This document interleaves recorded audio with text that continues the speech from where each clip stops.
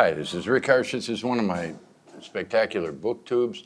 And never forget that these are brought to you by Saber Guitars, the best guitars in not just ex-Yugoslavia, but probably the world. But I get that from him, Dr. Saber.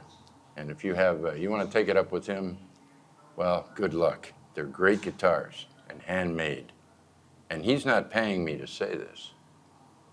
I'll get other sponsors, maybe after this interview, because I have here today Louis Armand. And if you haven't heard of Louis Armand, that's one of the quirks of literature that maybe I could talk to him about. Because we're here at his and David Vichnar's, and I think maybe many other people, contributors, at the Microfestival in Prague. And this is the 16th Microfestival. It's a very unique festival, but it's a very much, if I understand, correct me if I say anything wrong, Louis, it seems a very Prague festival, grown up out of, I'm sorry, maybe our editor's calling. That's a phone there. It's not mine, I don't think, or maybe it is. Okay, this is Amateur Hour, and like all of my films, but we're trying to use this to vault ourselves into a future of more quality interviews. So I think I've given enough about the Micro Festival without allowing Louis to say anything. Louis is very well known amongst the circles I move in, and maybe you move in if you watch this on Instagram. I think that most people on Instagram have had the opportunity to see Louis' what would probably be semi-accurately called a maximalist novel, The Combinations, and there are others of equal size. It's an extraordinary novel, and I'm not good at describing novels, but I just want to say that it's a towering achievement and it's a towering book. But coming here, I've been finding that there's much more, that he actually had a life before this book. So in order to take a shortcut, I would like to ask, Louis, is this, I see that you have a book, is it Vlak? It's a magazine. A magazine, but it's a is it not 2 decades of Prague writers? No, this one, you're thinking about Prague Microfestival. Ah, yeah, okay, I saw that one too. Another brick. These are not his biggest. This might be his heaviest. It's a magazine, not a book. Okay, but this is, the return of Prague Microfestival. I looked this up and I thought, oh, that's got to be a great novel. And then I found it was 20 years of writing in Prague from 1990 to 2010, if I'm right. Yeah. Did you edit this? Yeah. And if you'll notice, now I guess, well, this is, there's photography here. All of his books from at least the last decade or so have an extraordinary lush presentation. The typography is wild, enthusiastic, artistic, but the covers are very much, you make all the covers, right? Very much in the, I would assume, the Prague tradition of collage. There we go, yeah. And I think that if you don't read the book, it's probably because you spend so much time checking out everything else, but they're extraordinary lush productions. Anyway, there's an ethos. Certainly there is an ethos here, and I'm wondering, is that part of what you're producing here with the Prague Microfestival? You're bringing people together year after year, and you're not bringing, I noticed that John Cheever was not in any of the old ones, and who else have you left out? Dennis Johnson was never here, but then again, he's not really in this ethos. Let me let you talk. Yeah, no, you're right. The Prague Microfestival tries to keep alive this fringe, micro, kind of ethos. Maybe for a lot of people that resonates with what Prague in the 90s was, but it tries to be the antithesis of something like a literary festival of any kind of orthodox commercial variety. So that's why we're here down in a basement, surrounded by stuff we like, what you can see here. But we're in a basement, and the kinds of writers we like to invite, and artists, performance artists, video artists, and so on and so forth, are people who are more experimental in their outlook and in their work, and not simply on the gravy train, touring around, being Pulitzered. Well, okay. And how is that? When you first started writing, did you have a different expectation? I noticed that your early writings are are definitely along the lines of what you're saying now. I mean, you have been fringe, on avant-garde, whatever you want to say it. You have not been on a conventional pathway in your writing. But did you have a different goal in life? Were you hoping that your books would be accepted for what they were, or something like that? Fame, money, lots of sex. Yeah. Well, the sex is, that's still an option, but fame and money is definitely off the table. But I noticed that you have a lot of your works published in small publications throughout the world. So have you always said, I'm comfortable with this, and this is the right way to go, and fuck the the the conventional means? Has that always been your Yeah, I'd be dishonest if I said it was always, because I was pretty ignorant at a certain point. I grew up in Australia, and even though I was born in Sydney, I spent time in the country, and being exposed to contemporary literature and international literature was not something that happened. I mean, the kinds of work that interests me was happening, but it was underground, and encountering that was an educational process. So I had no idea what books could be except what I saw in libraries and stuff like that, and I wasn't really sure what interested me that much about it.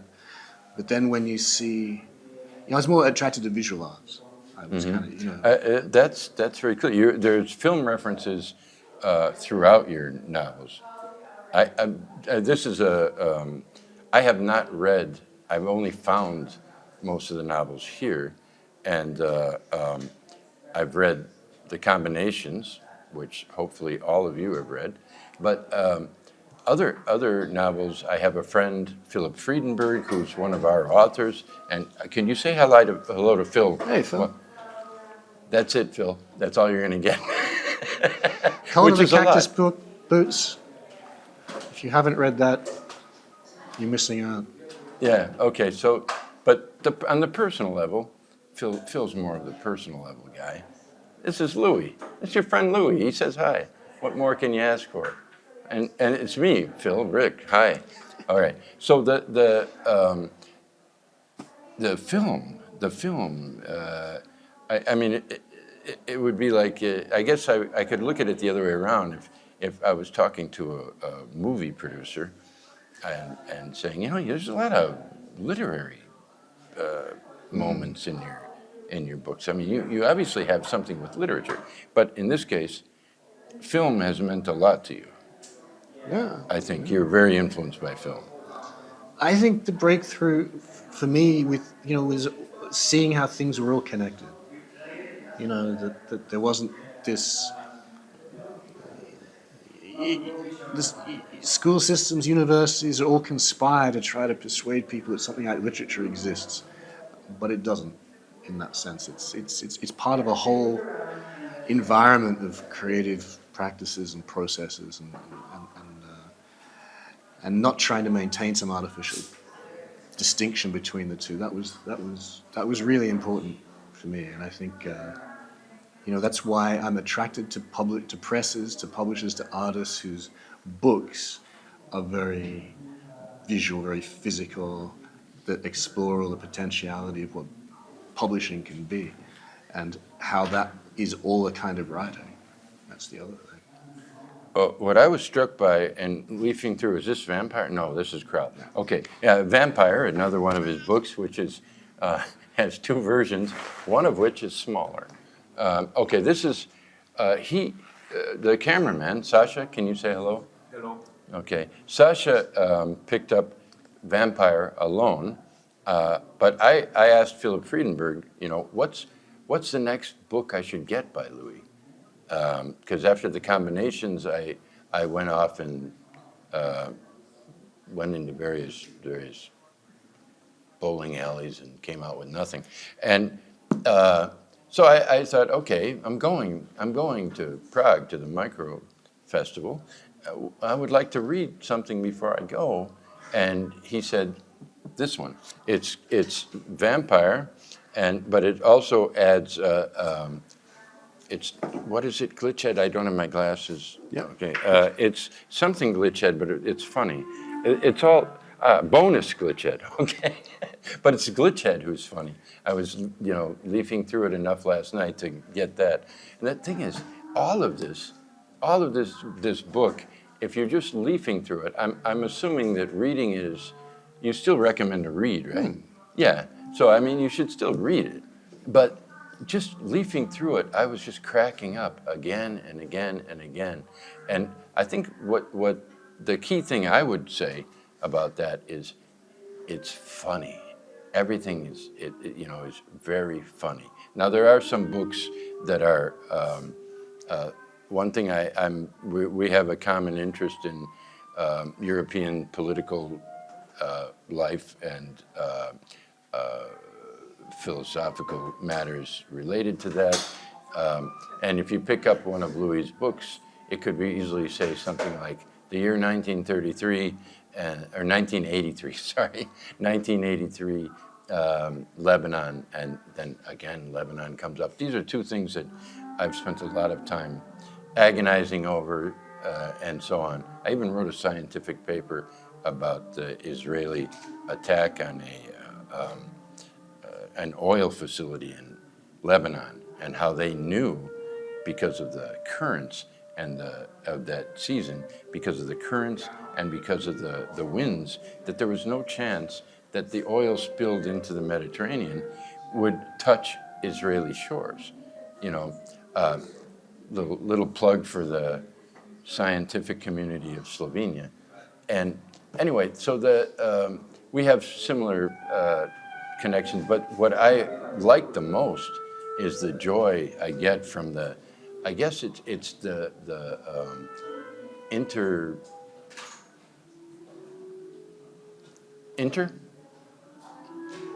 from the interconnectedness of all things, the potential interconnectedness of all things.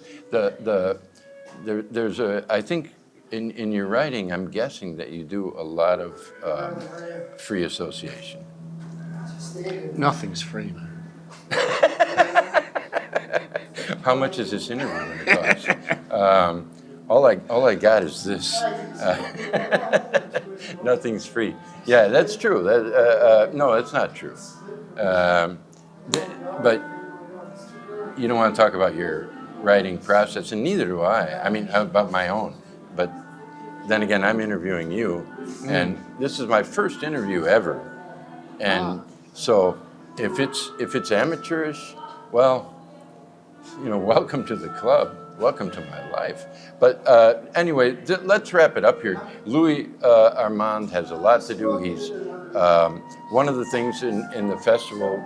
I imagine a key moment in the festival was screening the film Existence is Resistance. Plug for the book. Yeah, but the book, not to devalue the book, but it's a book from how long was the documentary? About 45-minute documentary. Very, very artistically done. It was fascinating.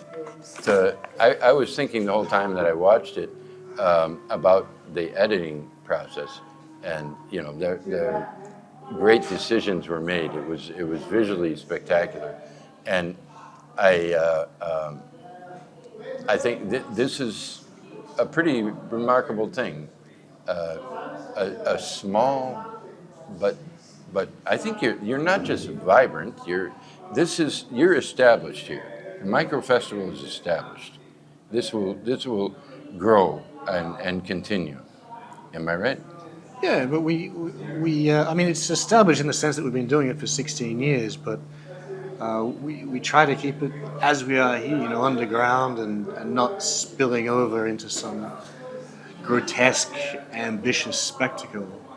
So the idea of, we're establishing what we do that other people aren't doing, and doing it the way that we like doing it, collaborating with people. I mean, the Microverse is a collaboration, and we like to collaborate with artists who are able to come together and create this kind of environment that you come absorbed in. The events are on the edge of being a happening. There's always some spontaneous, improvised element to it, and we like to think it's not like any of the other festivals that are on offer. I think that's probably true. And what I was thinking of just now is that writers who are not solo and aiming for mainstream and making that their life's work are often looking to the past at examples of art communities and trying to find out how to form their own art community. And I think that this seemed to have been somewhat more organic than that. This seems to be an organic creation. But it's still a community. And the But- important thing is that the people who are, we're able. One of the beautiful things about Prague is we're still able to foster a community here. People haven't been priced out of the city. We still have that sense that this is a place where things are possible. Well, I will. I think the sounds you hear in the back are the preparations for the opening of tonight's festivities. So what I want to say is that we will do another, at least one or two, when Sasha, my cameraman, Sasha, say hi. When we get back, we're going to be. And we might even talk to Philip Friedenberg by Zoom if we figure out the technology. But we're going to do a couple of things. We're going to show some of what we got. Sasha has 1,500 photos. And we're going to talk more about this Prague Microfestival. And, I guess if you've ever been to a book festival and they took you to the Radisson or the Hilton, this is, they took you the wrong way. They should have taken you here. And all writers should be able to look around and say, "Oh yeah, this is great." There's so much to enliven your brain here, and the mind can't stop looking. Just look at this cover. This represents the visual of the Micro Festival pretty well, in my opinion. And I think what you can't find here is snooty. No snootiness, no snooty people. It's just people who really are doing their work. And it seems to be that at some point enough people come together and you get something like a serious film about Ukraine. And that's pretty, I think that's, I don't want to say remarkable because it's possible. It's possible with community, and just you have to have bedrocks though. And so finally, I guess I have to shut up. So I'll just say, are you a bedrock? If you're interested in the Micro Festival, you can get the catalog from last year's one free as a PDF online at praguemicrofestival.com. This is it. Okay, yeah, that better. I think that's what a bedrock would have said. Brilliant. I'm not very good at organizing anything. you've been doing it, and you're good at it. So, I give the credit to David Vickner. yeah, well, but David's not here, so He's sitting over there. We'll discuss David later. I have a couple of his books to read, and so I have more to say about this as I, not just this, but the whole thing as I process it and try to become less verbose and more, less of a jackass. I don't know, whatever. So, Louis, thanks. Thanks, Rick. You know that we look around this festival for a couple of days, and there's basically two organizers, and they have to be here for everything. And well, thank you. But it's fun. Yeah, we had fun, and thank you for organizing it, and thanks for inviting me. I don't even know. There's a way to end. Who invited me? No, really, I'm serious. I mean, I got the invitation, and I didn't know if I was being invited for the press or for the writing. I think it was both. I mean, because Phil had contacted me long ago when I was in Portugal about his book, Uh-huh. and I was excited to learn that there was somebody publishing books in English in continental Europe that was similar to the kind of stuff that we were interested in. But if anybody should be coming to the Microfestival, it'd be you. So I kind of bent David's ear a bit, and then he got in touch with you, and I just left it open enough for you to come in multiple roles. Okay. Well, just So we be had glad. a pile of Corona Samizdat books over here, and books by other publishers and authors' books. It's great. Yeah, I read that there were 5 presses at one time that in Prague. In Prague. And then there's Equus, or Equus, Literaria. Twisted Spoon is still doing stuff. And that's Equus. oh, this is Equus. Okay, yeah. Alienists. Alienist. Yeah, I've heard of them. Yeah. And then there's Crotch to the magazine, the zine, and stuff. There's like some, one-off things pop up, or a couple of books here and there. Yeah. Wherever you look, in just in a book nook, wherever you look, it's this is part of it. We one last thing. Carla Zemun. Sasha, you have a word about Carla Zemun? You mean Zeman? Zeman, okay. The filmmaker. Yes. No, Oh, Karel Zeman. Zeman, yeah. Right. We just noticed a museum. Yeah. So Baron Munchausen and I'm others. a fan of his work. All right. Yeah, no, You it's might visit. fantastic. Museum's good. So, Carla, anyway, there's a rich tradition here, and probably a number of things I haven't yet even got a glimpse of. But we were walking over we were walking onto the bridge to come across here, and we saw that where we had been, we missed a sign that there was a museum for Karel Zeman. And so we'll go there tomorrow, and we'll talk more. You can, if you haven't stopped the video by now, why not? So, bye. Thank you, Louis, and thank you, Sasha. And no thanks, I have enough to carry, and this is one of them.